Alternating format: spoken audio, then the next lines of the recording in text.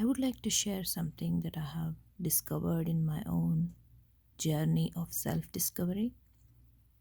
All the religions in the world talk about knowing yourself as the ultimate path to freedom.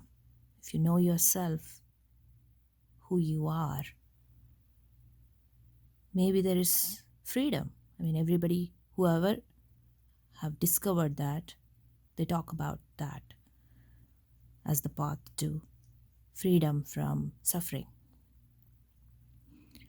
And in my journey, I have discovered one of the shortest and the most direct path to self is being true to yourself, being utterly honest with yourself.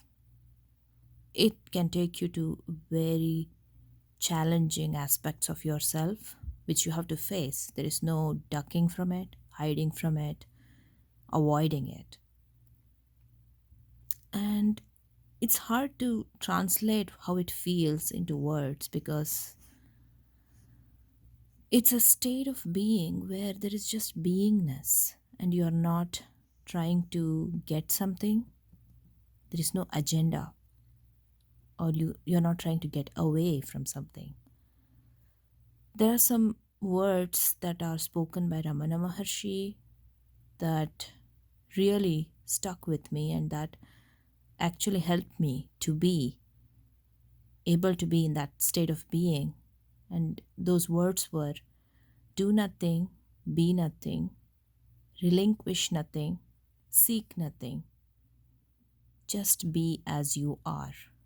I don't know if these are the exact words or not, but this is it. I mean, the essence of it is don't hold on to anything, don't struggle to let go, just be as you are. So, all the thoughts, emotions, beliefs, they come naturally in the space that you are, and they can easily disappear when you don't hold on to them.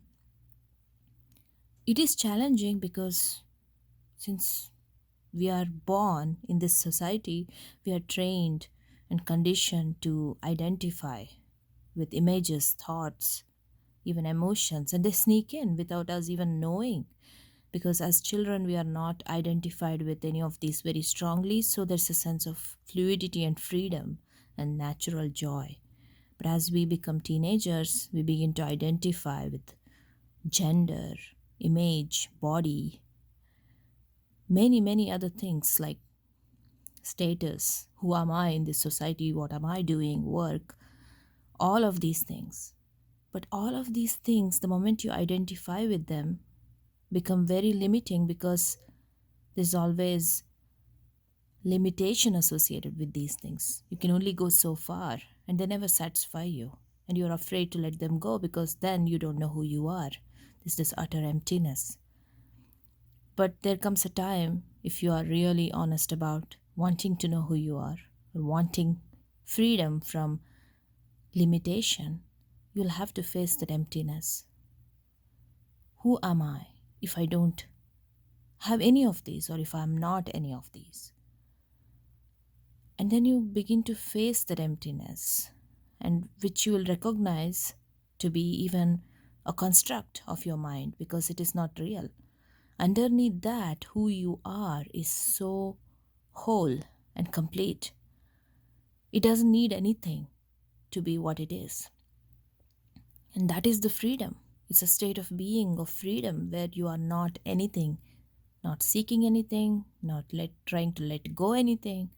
You're just as yourself, and you can observe what once felt like you as a thought or an emotion or a construct of personality coming up, trying to take your attention from yourself to identifying with it.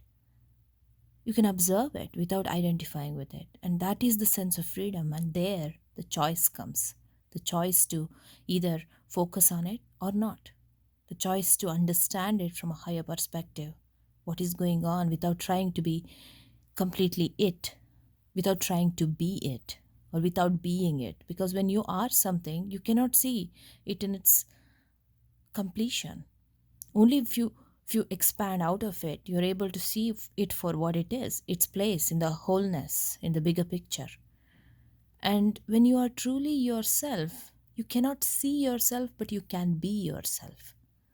So the most direct path I found to be who you are and to see what you are not is to be true to yourself. And when you seek the true vibration within yourself, what feels like truth to you, the questions like, who am I? What is my purpose? They arise naturally. And you don't need to answer them. You can let them arise, and they will align you with the vibration of who you are. It is their purpose. The questions arise to align you with the vibration of your truth.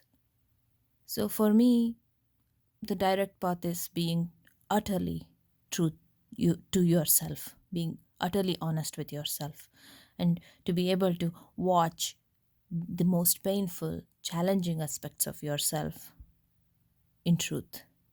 Not, and that will automatically anchor you. There's some sort of deeper force that comes when you are in that state, or when you are willing to be in that state, a deeper force that comes to hold you in place when the most painful and challenging aspects of you come to identify, come to claim your identity. It's almost like they want to be you. And, you know, you're habituated to identifying with them as you. They feel like you. But when this anchoring happens, you can see them as something that is arising within you, not necessarily you. And that is the freedom. And that is how they change.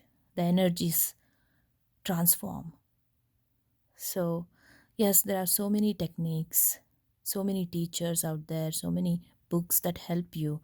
They always guide you to be in the present moment. And they introduce various different methods because we are all unique people, unique beings, and we all have our own paths. For me, what worked was this: being true to myself utterly in each moment, asking what is true for me right now, what is going on within me right now. It just cuts through all the bullshit, all the denials, all the masks, and goes to the heart of the matter for me to be able to see what's going on within me.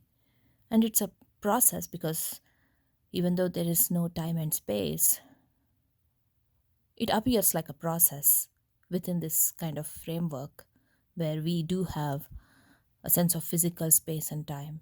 But on a psychological level, you're actually in no time. You are in the presence, and you recognize that presence to be you, and it's a continuous discovery. So I just thought of sharing this